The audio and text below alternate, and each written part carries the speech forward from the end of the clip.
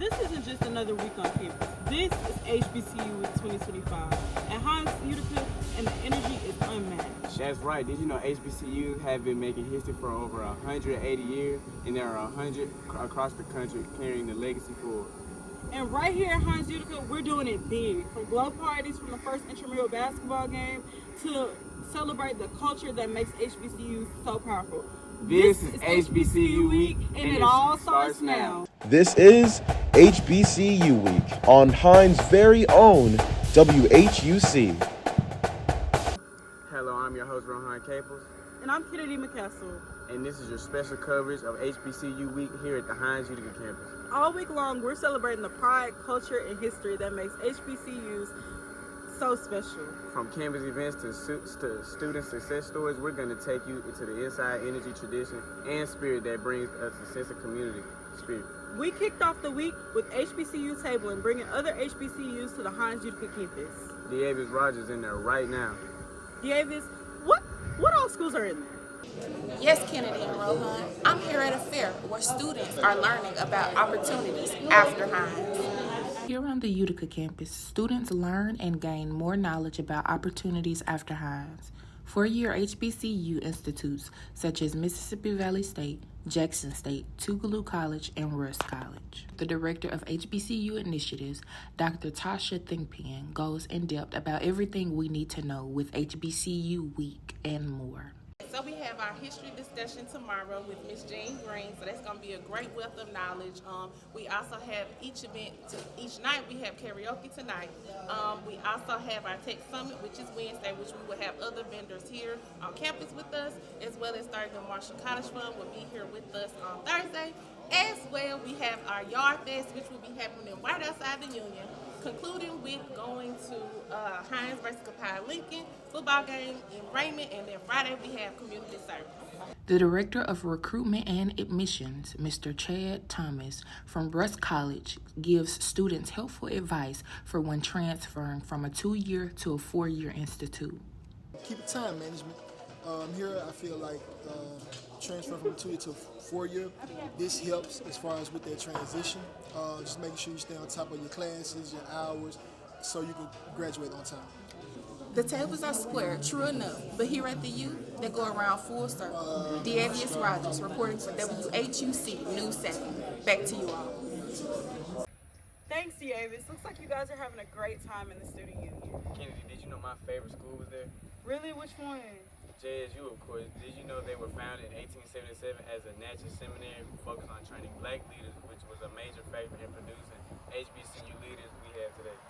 Speaking of leaders, we're going to take it over to our correspondent Dylan James for the inside scoop on our leadership summit. Thank you, Rohan, and Kenadi. I am here at the Leadership Summit. Let's see what leadership is all about. On the Hinds Utica campus, there was a leadership summit for the Hinds students. They got tips and tricks and advice on how to be a leader on the Hinds Utica campus. This event was beneficial to the students because it helps them shape the future of their career.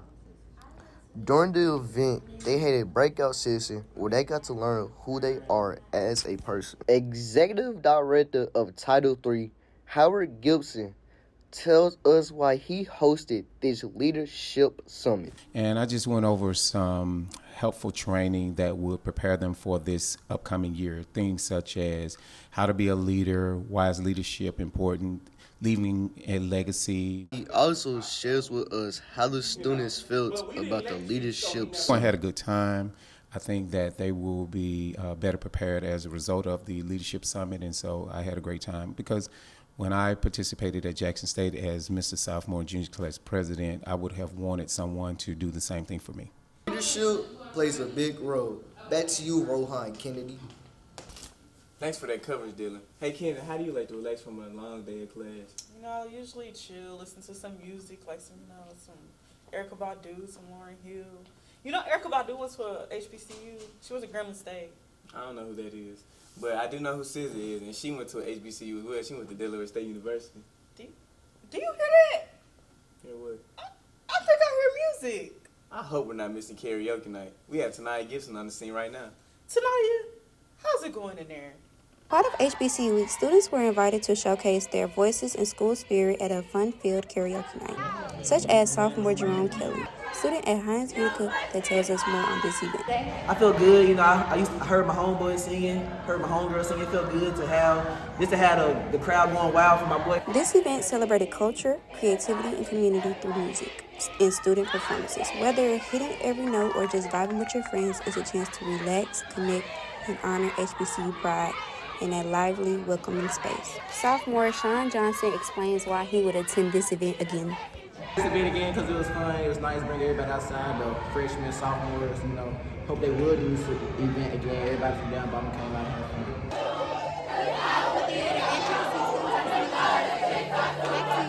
fun. Tonight, it sounds like you guys are having a good time in there. That's so true, Rohan. We'll have more events you don't want to miss. Continue on. Keep the energy rolling. Hey, Kenny, I heard your major before radio and television was history. It was. I love history. Today we actually have a HBCU history discussion on our very own Hinds Utica Campus. Let's take it over to our correspondent, Ms. Destiny McDonald. How's it looking in there, Destiny? Thank you, Rohan and Kenny. A discussion is definitely going on about our very own campus. Students gathered at the William H. Houseclough Library for a powerful glimpse into history, led by Jean Green of the Utica Institute Museum. One highlight was learning that the school was often called the Little Tuskegee since it was modeled after Booker T. Washington Tuskegee Institute in Alabama. The name later changed to Hinds County Agricultural High School, colored after Hinds and Raymond opened a white agriculture school, reflecting the Jim Crow era of separate but equal segregation. And here's Director of HBCU Initiatives, Tasha Thigpen, telling us the importance of today's event. So the importance of today was to make sure that the students, the faculty, staff, and the community know about the great things and the historic that we have here on campus. So we are the HBCU campus. So Ms. Green was gracious enough to talk to the students today about how we became the HBCU campus, but also just a little bit more about Utica and some of the traditions that we have on campus. Co-director of the Utica Institute Museum, Jean Green, gives us a historic fact about the campus. One is that there is one original building still from 1910, and that is the bell tower. That's the last remaining original structure. As you can see, history still stands. Destiny McDonald reporting for WHUC News 7. Back to you guys. Thank you, Destiny. Looks like I should have been there. I love history. And here at Utica, you can always find a good history lesson. And HBCU Week isn't just about the games and the parties. It's also about style. Students hit the runway and brought the heat to this year's fashion show. That's right, Rohan. The streetwear to Sunday's best, the runway turned into a showcase of confidence, culture, and creativity. We're taking it over to Kenadi, who's there right now. It's Kenadi and Rohan. Students are expressing their do's and don'ts of fashion. The Hinds Utica Campus was all about style at this year's fashion show for HBCU Week. Students hit the runway showing off their looks, their creativity, and their confidence. The fashion show shows some do's and don'ts of what to wear to an interview. Dean of Students Donnie Epton tells us why it's important to dress the part for certain events. First impressions are everything. It is important for students to look the part. Now, of course, when our students go into the interviews, how they articulate themselves is going to carry them through their interview. But we also want to instill in them looking the part does make a big difference as well as being able to talk the talk along with walking the walk. Students now have a new resource on Hinds Community College Utica Campus, a clothing closet.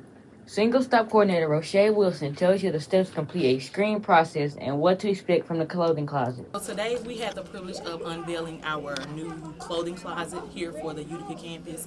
And we understand that we are in the Utica area and the resources for the students are very limited. So this is one of the things that we wanted to add to our list of resources that is readily available for our students here at the clothing closet. Students can scan this QR code for the link to a form for the screening. After the fashion show, students got a surprise, a clothing closet to suit their fashion needs. Kaylin Alexander for WHUC News 7. Back to you guys. Thanks, Kaylin. Did you know half of all black doctors and lawyers graduated from an HBCU? That's Black history. That's so cool. Hopefully with our enrollment percentages here at Hinds going up to 11%, we'll see more in the future. One of the most exciting parts of HBCU we took up right here with the Intramural Basketball League. That's right. The stands were packed, the energy was high, and the competition is serious. Students came ready to ball and represent their teams. Nathan Smith is on the court right now. Nathan, how's it going? Thanks, guys. Here at the JD Boys Gymnasium, the Intramural Basketball League has begun, with the first two games kicking off. As the games began, many shots started falling, and it became a big lead after too many great possessions that led to the Ballers leading its way to almost a blowout by halftime. After halftime, the lead started getting bigger, and there was no time to come back, with the score ending in 40-22. Jerome Kelly, head coach for the Ballers for the Intramural Basketball League, tells what he's looking forward to after the first game. Well, I look forward to have more and more fun. You know, I plan on going undefeated in the league, so I want to have fun, but, you know, I just hope to have more and more fun and get to the championship. As the second game begins, shots wasn't falling for the Hinds Hustlers till later in the first quarter. After the first quarter, shots became easier and fell, but this wasn't enough, as the Hoppers locked in for the last few minutes of the game and made the score 30-22. As both games ended, Hinds student Chris Washington explains what he expects for his winning team he played for. We hustle a lot. We get hustle, take defense, and win games. It's just that simple. Take defense and hustle. The first two games for the Intramural Basketball League was a success. Nathan Smith will point for WHUC News 7. Thanks, Nate. This week has been so fun. Rohan, how was the game? You know, it was good. My team won by 20. 20? From learning about the Hinds Utica Campus history to making it with the Intramural Basketball League. We're going to take a quick break. And after this break, more excitement about HBCU week is coming back. Stay tuned.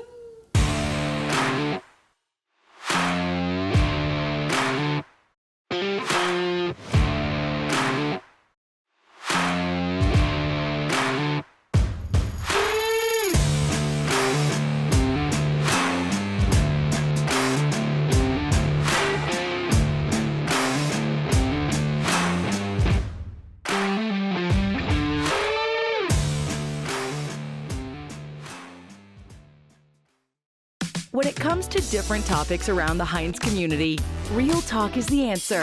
The alumni who have graduated from the program. A lot of that is them getting to know me. This is the show that talks about lifestyle, culture, fashion, art, and having you in the know of what's going on across the Utica campus and the entire community college of Hinds. Be sure to watch Real Talk exclusively on Hinds' very own WHUC. Welcome back to WHUC News 7 HBCU coverage. We're going to be taking a pause from the fun and bring things back to a serious note. Setting aside a month honoring suicide prevention, learning how to support others, raise awareness, and spread more hope. September is Suicide Prevention Month, a time to raise awareness and remind people they are never alone. Experts say the most powerful tool we have is a conversation, reaching out, listening, and supporting everyone. If you or someone you know is struggling, call or text 988 to connect with the Suicide Crisis Lifeline. Help is everywhere, off and on campus.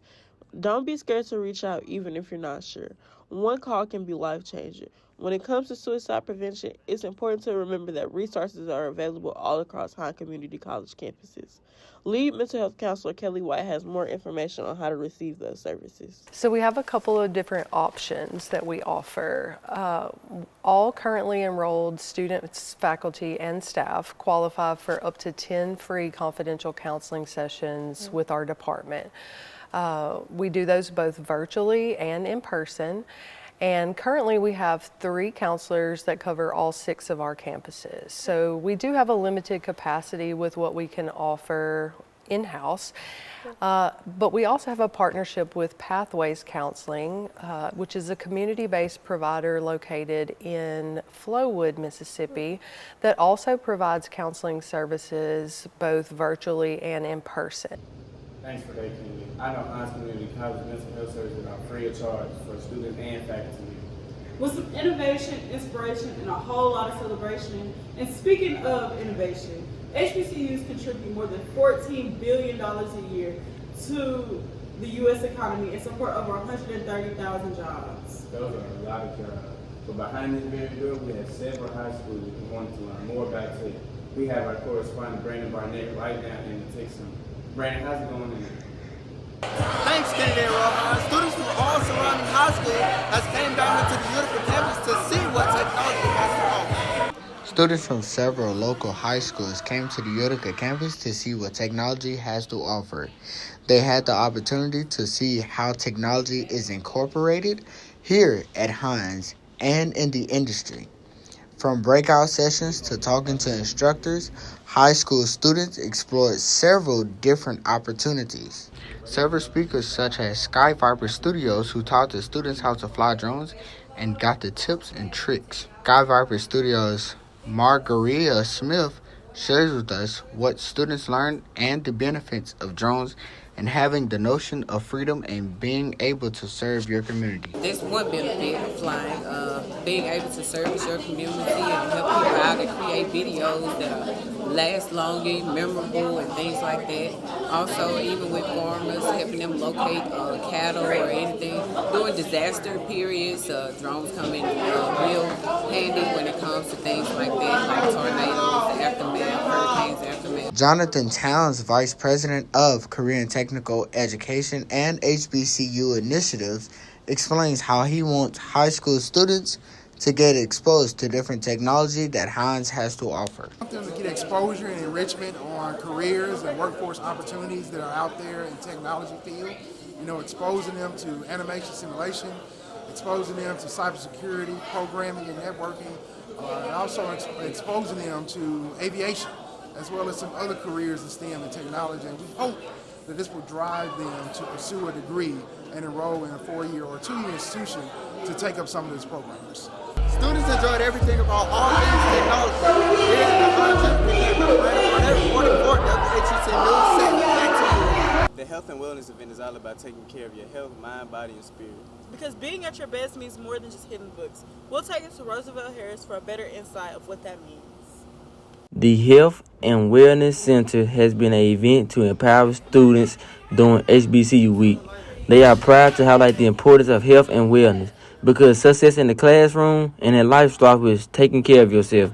Just like HBCUs create opportunities and shape leaders, this gym is about empowering people to push past their limits and reach their full potential. Lexis Frazier tell us a little about the Wellness Center. Well, the Wellness Center is now open from 7 to 7:30, so we're now closed on weekends, but it gives us more hours through the week for students to come and work out whenever they feel. Lexis Frazier also tell us about how the Wellness Center has had an impact on students.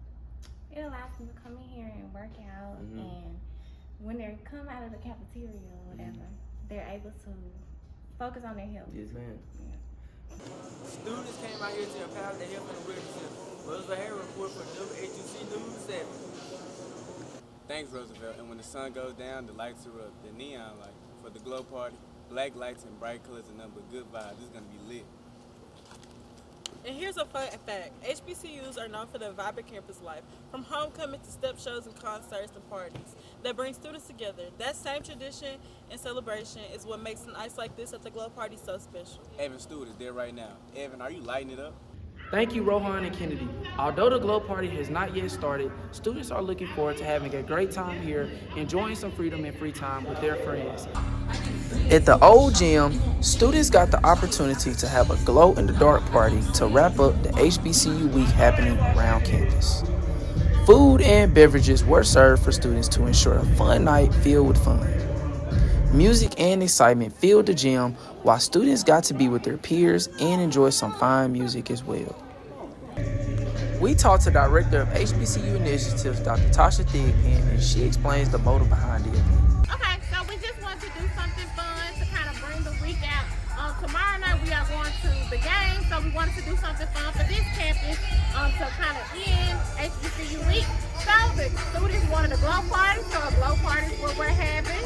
So we hope that everyone can glow, but also grow and learn more about the HBCU Utica campus.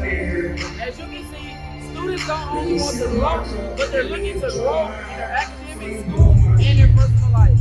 Back to you, Kenadi and Rohan. We also have a special guest who we partnered with last year. Who's giving more HBU students more opportunities.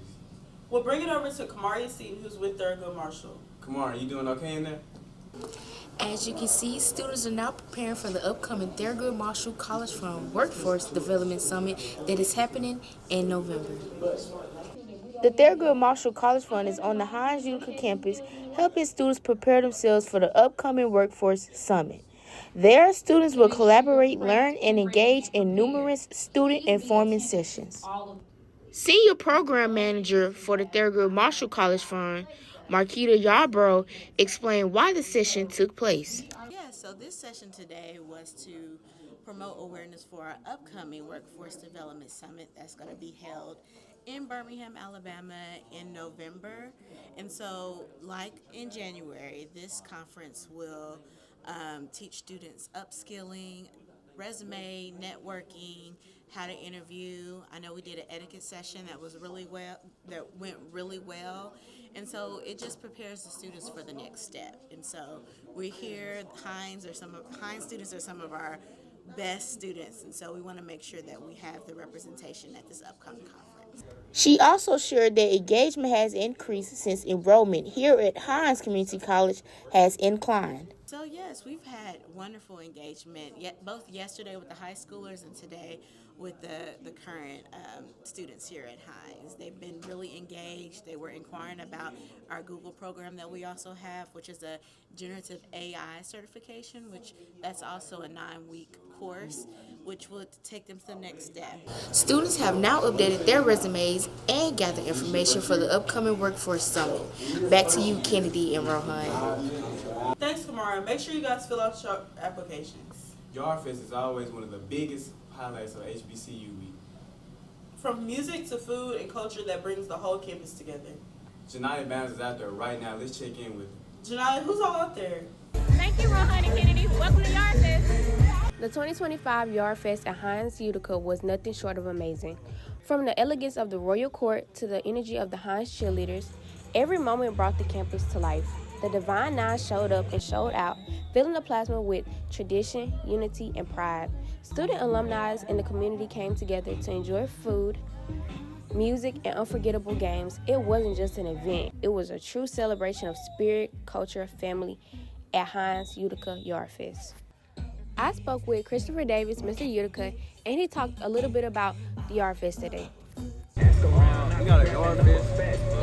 HBCU, we bought fraternities, we bought reserve. We got food, we got drinks, music. Just a chance to get students to come out there and have fun, enjoy the sun. I spoke with Taylor O'Leary, and she told us a little bit about her sorority. My sorority is the fifth sorority founded out of all of the B9. Xavier Barbarian Sorority Incorporated. We were founded in 1920 at Howard University, and I am a part of the Zeta chapter at Alcorn State University, and we are the first to ever come to Alcorn campus. As you can see, the Yard Fest was a big success. Back to you, Rohan and Kenadi. Thanks, Shania. You guys look like y'all are having an amazing time. Keeping the ball rolling, our very own Hinds Bulldogs are going to go support the Hinds Eagles at their very first home football game. We're going to take it over to WHUC Sports 7 with Tyrese Drew. He's there right now getting sideline coverage of the game. Tyrese, are the Eagles soaring into a win? As the American flag is held high, the first home game of the season starts as the Eagles plans on securing a victory against Copiah Lincoln for the first home game of the season on Military and First Responders Night. The Eagles starts off the game hot as they get the first score of the game. Now we hear from Coach Chris Jones about his perspective of the game. Just fought. Last week we didn't finish. Proud of my guys for finishing. Everything that you, as far as losing, is not a loss if you learn from it. Last week we learned how to finish. So hopefully we can build off of this, man. Two really good teams fighting to the end. That's what football should be about. The Eagles were in a very intense battle as no team was able to pull away from each other, trading touchdowns and great defensive plays, catching multiple interceptions. The first home game of the season did not fail to live up to the hype. Linebacker Jamal McCarter tells us how he feels about the game. They really set the tone, I believe, for the season. They set the tone. It was a fight, but we fought.